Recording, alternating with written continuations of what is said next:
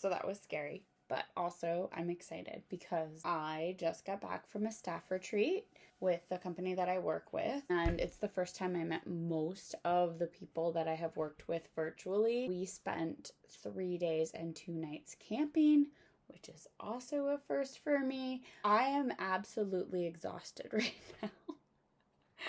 But it's like a good exhaustion because I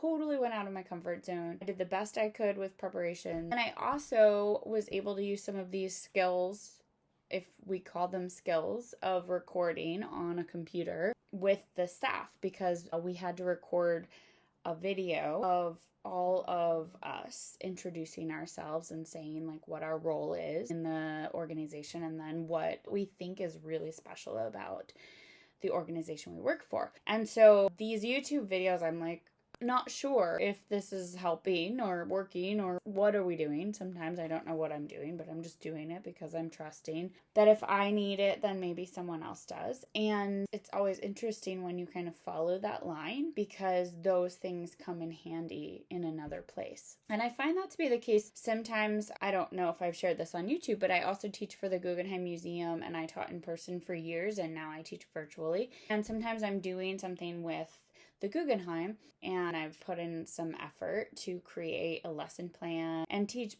basically a 50-minute lesson online for school kids somewhere in the United States, sometimes outside the United States. And I really enjoy doing it, so it doesn't really feel like it's work, but it also feels so rewarding because I get to also learn about these artists and I get to think about how I would pair that with some type of art making, which is all in my wheelhouse, things that I love. But then also sometimes I'm like, wow, that was 50 minutes. And I sometimes take hours to prepare things. And so it's like, is that worth that? Is it worth 50 minutes to like really spend time? And yes, yeah, it is. That's the answer because you are also ingesting all of that information and integrating it into your being. And then it will come back in different ways. So maybe when I study an artist to teach it, I will also start using some of the things that I noticed in the way that this artist created their works or the way that they saw the world, and I'll start incorporating it into my own art making. Sometimes in therapy sessions, things come back. They come up, they're like topics that will come up from the individual, not from me, and then I will say, oh, wow, I just read this thing about this artist who actually uses this material and or had this in their biography or felt similar to how you feel. And so it's like a way to bring us all together as humans to kind of like tie us together in a healthy way. Like we have similar experiences. And it's also very validating when you follow what is your passion and your heart and also do your own work.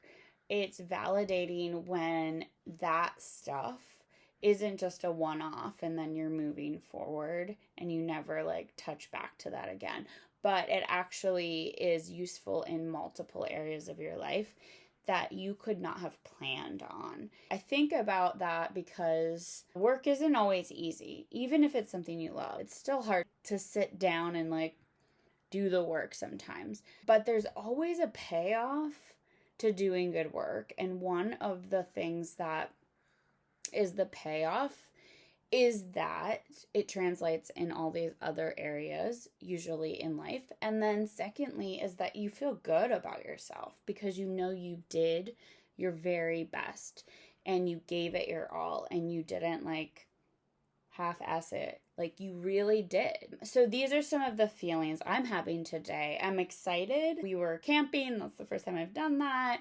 I think I traumatized my dog. I will show you a photo of her, and she's not doing the best right now, but she is resting. So, I'm also exhausted, because I didn't sleep the best. I did, what I could in my little tent, but I'm tired. But I'm also grateful that I got to be with people in person that I have met online but never met in person. And then I'm just thinking about these threads. So last week, one of the themes was synchronicities, and I'm thinking about this thread of like things kind of translating from one place to the next, and that when we do our best, then we can have confidence in our work, and we can have confidence in ourselves as well. And so these are the feelings that are coming up for me.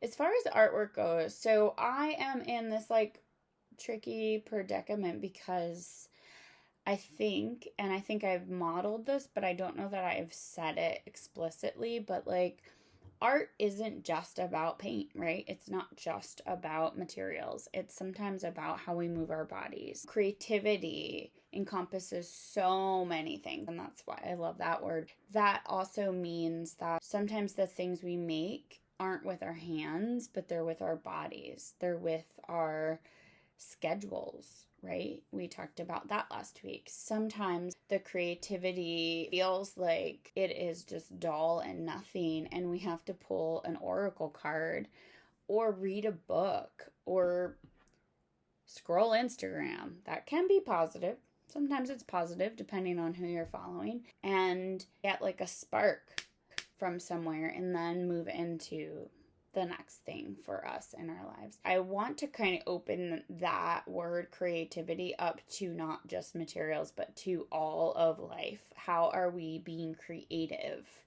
in all areas of our lives? And me camping this weekend was creative. It was risk-taking. I had to really use my like conscious mind and think about what I was packing.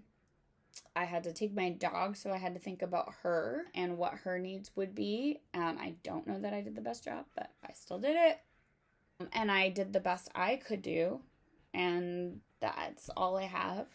That's all any of us has. And so all that being said, I don't know for sure if I'm going to make a piece around this because I'm not sure what that means. Maybe my emotional state is enough as it is. I do think I had a few revelations while I was in the woods, and I might write them in my journal. And writing is also creative. So I encourage you to do whatever is helpful for you today. And if that uses some traditional art materials, great. And if that is, hey, tomorrow I'm actually going to move my schedule around so that I can take a walk around the park instead of being on Zoom, that's also creativity.